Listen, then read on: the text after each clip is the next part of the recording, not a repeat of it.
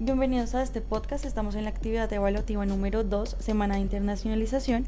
Vamos a estructurar este podcast a raíz de una pregunta-problema que es: dentro del tipo penal del genocidio, en el sujeto pasivo, ¿estarían incluidos los líderes sociales? Es una comparación entre México y Colombia. Los integrantes de este grupo son Natalia Quiroga y Mónica Vargas. ¿Por qué traemos esta propuesta investigativa? Bueno, es una problemática que ha venido creciendo exponencialmente en Colombia desde la firma de los acuerdos de paz con el expresidente Santos en el año 2016. Es una problemática tan grande que tan solo en lo poco que llevamos del 2023, de este año, han muerto 31 líderes sociales y 4 excombatientes de las FARC que fueron firmantes de dichos acuerdos. Estas cifras las sabemos gracias a Indepaz, que es una de las pocas organizaciones no gubernamentales que le han puesto, digamos, el ojo a estos acontecimientos y les han realizado seguimiento e investigación a estos casos. Lastimosamente, la legislación de Colombia pues no ha reconocido estas masacres que obviamente han sido planificadas y estructuradas con el fin de exterminar esta población por sus características políticas, y pues sumado a eso que la fiscalía no ha investigado a profundidad.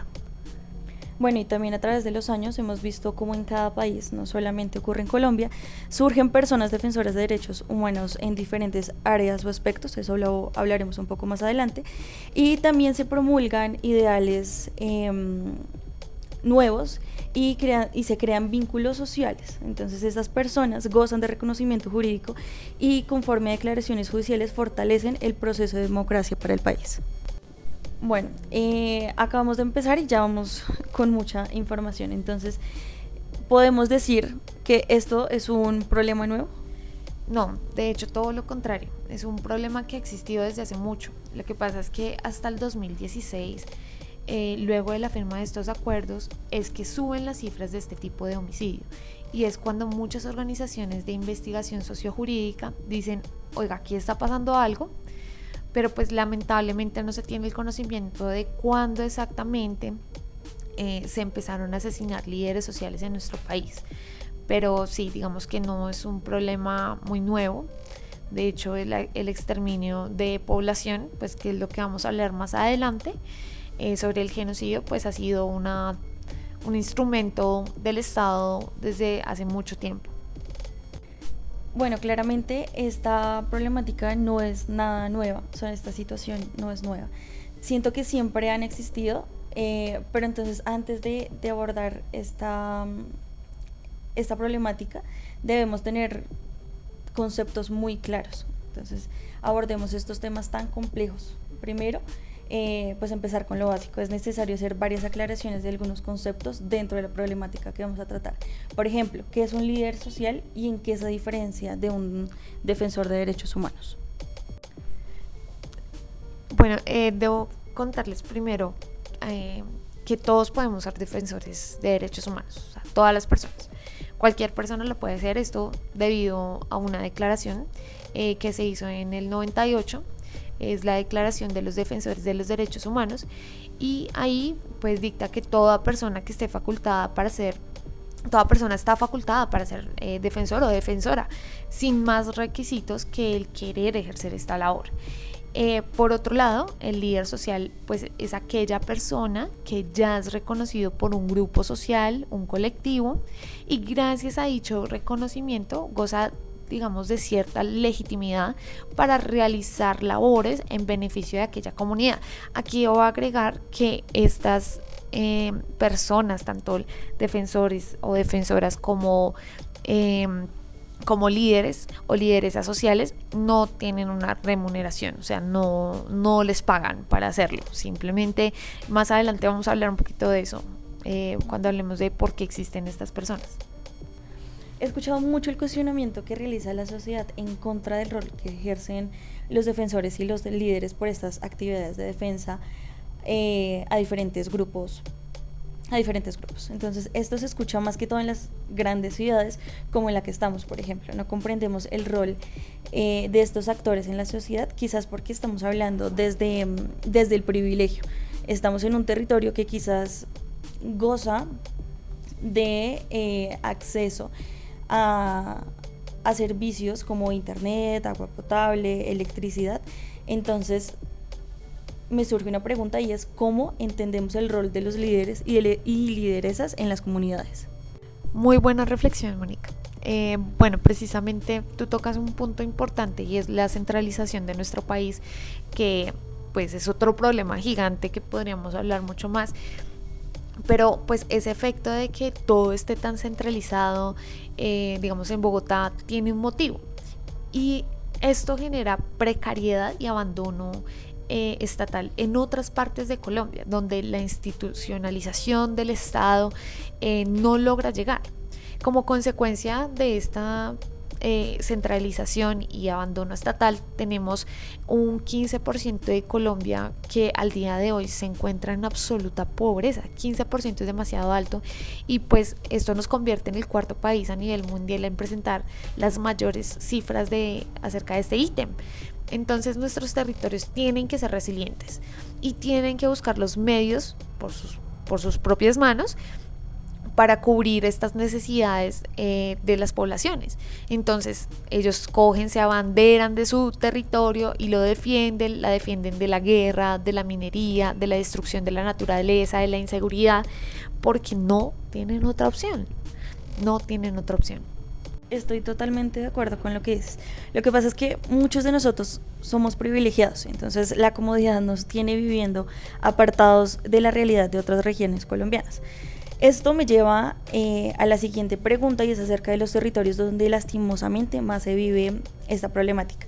Además de que hay una pluralidad de áreas donde estos líderes se desempeñan, no es lo mismo ser un defensor ambiental en Boyacá que un defensor de la comunidad LGBTIQ+, en el Cauca. Entonces, ¿cómo se evidencia esto en los asesinatos?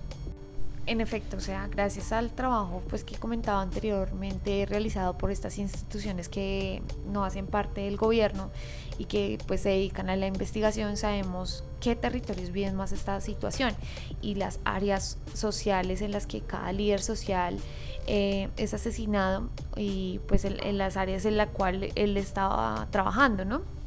Por ejemplo, hasta el 2018 mataban más líderes sociales de juntas de acción comunal, ¿sí?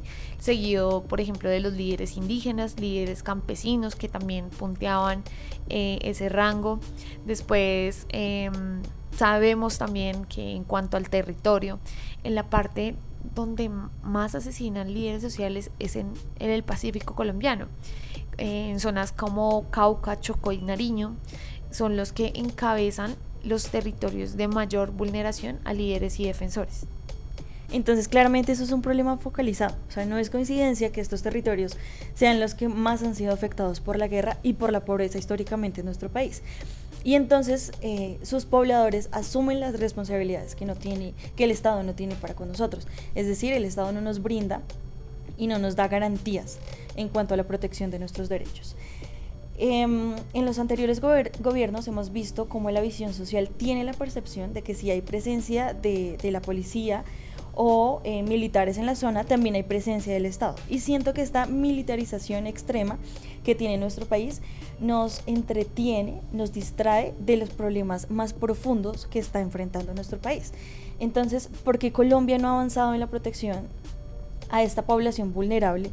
¿O por qué no hay una materialización a la seguridad de estas personas? Sí, es muy atinado tu comentario, Mónica, porque ya que gracias a estas investigaciones hemos también encontrado los sujetos activos, los actores de estas masacres, y hay un pequeño porcentaje que se encuentra que estos sujetos activos de estas conductas recaen sobre personal de nuestro ejército y policía. Entonces, al igual que la institución estatal, todos estos conjuntos de instituciones que conforman nuestro país no han hecho nada para proteger la vulnerabilidad de esta población. Hasta la fiscalía se ha negado a investigar a mayor profundidad estos crímenes, lo que permite que sigan ocurriendo y sean confundidos y tomados como homicidios aislados. O sea, cuando pues la realidad no es esa. O sea, se han tomado esos asesinatos simplemente como crímenes porque le iban a robar, porque crímenes pasionales. Y pues realmente eso oculta mucho de nuestra realidad. Esta población, y ahí también quisiera agregar que por eso, digamos, la propuesta de nuestra investigación, pero también esa propuesta se une a las propuestas de las activistas que piensan que evidentemente por las características de las poblaciones que conforman los líderes sociales, por sus características comunes políticas, sí se configura un genocidio, porque recordemos que es un genocidio, por ejemplo. Bueno, la tipificación del genocidio hace referencia a un conjunto de acciones que han sido previamente organizadas, es decir, que tienen como finalidad la destrucción o el exterminio de cierto grupo que acoge características comunes como su política, su religión, su etnia o su raza. Muchos expertos consideran que el genocidio ha sido una práctica social que históricamente ha sido usada como tecnologías de poder. Entonces, estos actos de exterminio no son causados por la irracionalidad humana, ni mucho menos por arrebatos de salvajismo, sino todo lo contrario, fueron actividades planificadas que buscaban una reorganización social. Sí, de hecho, digamos, este término se conoció hasta después de la Segunda Guerra Mundial y fue por un jurista polaco que se llamaba Rafael Lemkin, quien en su esfuerzo por comprender todo lo que había sucedido con el régimen nazi y todo lo que ellos cometieron, inventó este concepto haciendo referencia a una expresión griega, geno, que significa tribu o raza, y la expresión sirio, que es latina, que significa matar. Y pues después obviamente se han referido en muchas ocasiones como planes combinados compuestas por diversas acciones que están encaminadas a una destrucción de valores y fundamentos que son esenciales para los grupos o colectivos que componen una nación. Ya pues en Colombia traemos este delito que se encuentra tipificado en nuestro Código Penal en el artículo 101, que pues tipifica este delito dentro de nuestro sistema jurídico.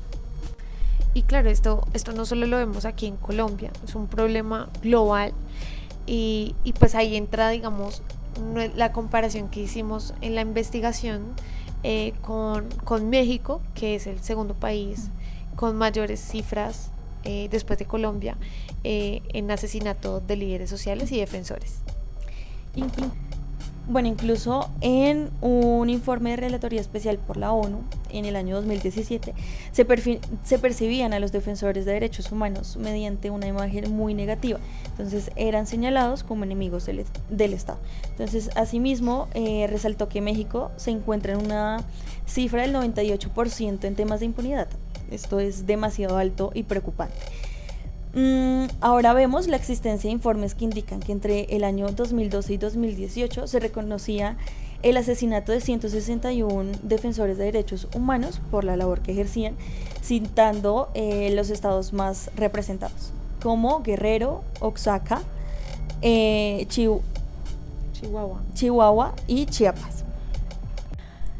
Y por ejemplo, en un contexto medioambiental y de defensa de derechos humanos, en el año 2019 se encontró el caso del asesinato del defensor ambiental José Luis Álvarez Flores, quien denunció la extracción ilegal de arena y material petrolero del río Usumacinta, un estremecedor asesinato, puesto que junto con su cadáver fue dejada una nota de amenaza contra otros ecologistas del sector.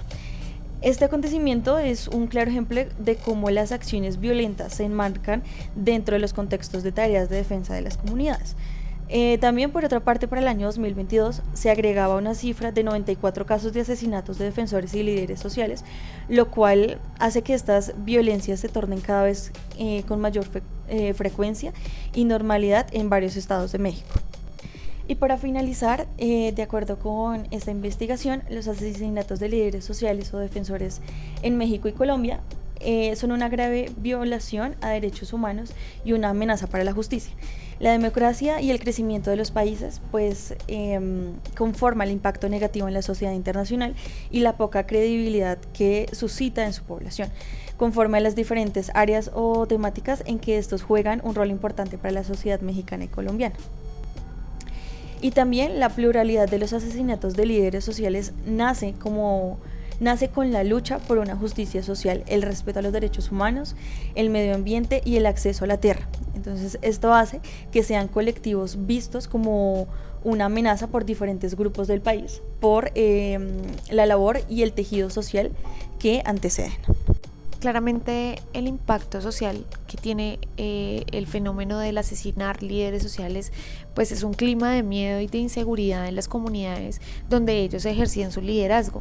La población se siente amenazada y vulnerable, lo que limita su capacidad de organización y participación en la vida pública. Además, la muerte de líderes sociales puede tener un efecto desestabilizador en las comunidades, ya que a menudo estos líderes, que eran referentes muy importantes para la construcción de identidad y la cohesión social, pues se ven envueltos en estas masacres. Por eso es tan importante que tipifiquemos y que se aplique el genocidio para esta población, porque es una población que cumple las características del genocidio.